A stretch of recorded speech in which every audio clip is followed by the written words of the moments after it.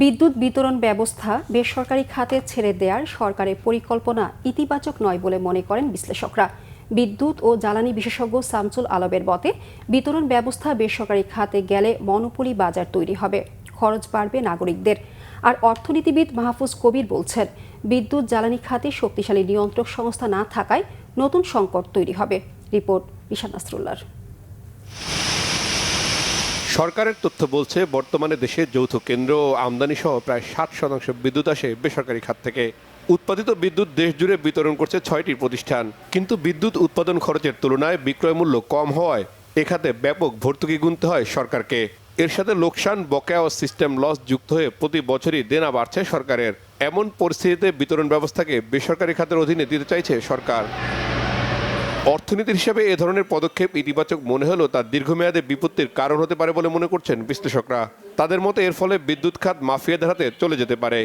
এখন এটা ভয়াবহ রকমের লুজিং কনসার্ন, এবং এটাকে প্রফিটেবল করতে যে এটা দাম বাড়ানো হয়েছে, দাম বেড়েছে, যেসব কলাকৌশল নিয়ে দাম বাড়ার কারণে ট্যারিফ বেড়েছে এবং লুণ্ঠন বেড়েছে, করাপশন বেড়েছে, লোকজনের অদক্ষতা বেড়েছে। কারণ যেহেতু প্রাইভেট হয়ে যাবে, সরকারের মালিকানায় থাকবে না, সরকারের লোকজন অকর্মণ্য হয়ে গেছে।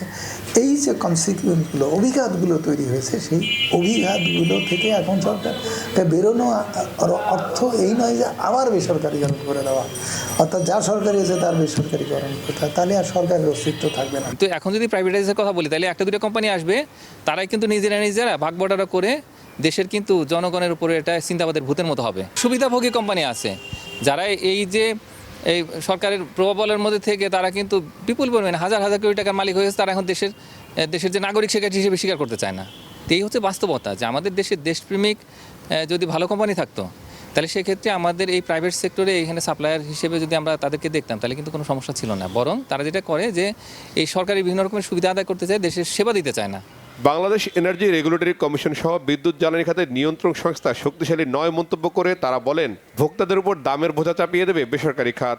আমাদের আসলে এই রেগুলেশনটা বা রেগুলেটরি ফ্রেমওয়ার্ক এখনও পর্যন্ত কোনো শক্ত ভিত্তির উপরে দাঁড়ায়নি, এবং এখানে যখনই আসলে অতীতে এই রেগুলেশনগুলো হয়েছে বা প্রতিষ্ঠান তৈরি করা হয়েছে, যখন কোনো আইন হয়েছে বা এই দাম নির্ধারণ করা হয়েছে, তখন একটা বিশেষ গোষ্ঠীকে সুবিধা অর্জন করেছে, এবং এটা অত্যন্ত দুঃখজনক। দেশের অর্থনীতির বিপুল পরিমাণে ক্ষতি হয়েছে। আমরা দেখেছি যে এই কুইক রেন্টাল, সেগুলোতে হাজার হাজার কোটি টাকা লুটপাট হয়েছে। সুবিধাবাদী চক্র যারা আছে, তো তাদের হাত থেকে কীভাবে দেশের এই বিদ্যুৎ জ্বালানি খাতটাকে দূরে রাখা যায়, তো সেটার জন্য খুবই শক্ত পলিসি দরকার। সরকারের বিল বকেয়া থাকতেছে, ঘাটতি থাকতেছে, সরকারের কিস্তি পরিশোধ করতে পারছে না। এরকম একটা অবস্থায় সরকার ঢালাওভাবে বিনিয়োগ আকর্ষণ করার নীতিতে অগ্রসর হচ্ছে, মানে আগের সেই ধারাবাহিকতাই চলছে। এখানে কোনো ট্রান্সফরমেশন, পলিসিগত ট্রান্সফরমেশন হয়নি। পলিসিগত ট্রান্সফরমেশন তো হতে হবে আরও উপর থেকে। পরিকল্পনা কমিশন যেখানে অকার্য হয়ে গেছে, যেখানে একটা রাষ্ট্রের পরিকল্পনা কমিশনের মাথা দিয়েই সব কিছু আসার কথা, সেখানে সে মাথা অকার্য হয়ে গেছে, মাথায় সক্রিয় হচ্ছে না, মাথাবিহীন রাষ্ট্র হয়ে গেছে। বর্তমানে প্রতি ইউনিট বিদ্যুৎ উৎপাদনে গড়ে সরকারের খরচ পড়ে 12 টাকা 34 পয়সা। অন্যদিকে প্রতি ইউনিট বিদ্যুতের গড় বিক্রয় মূল্য 7 টাকা 4 পয়সা।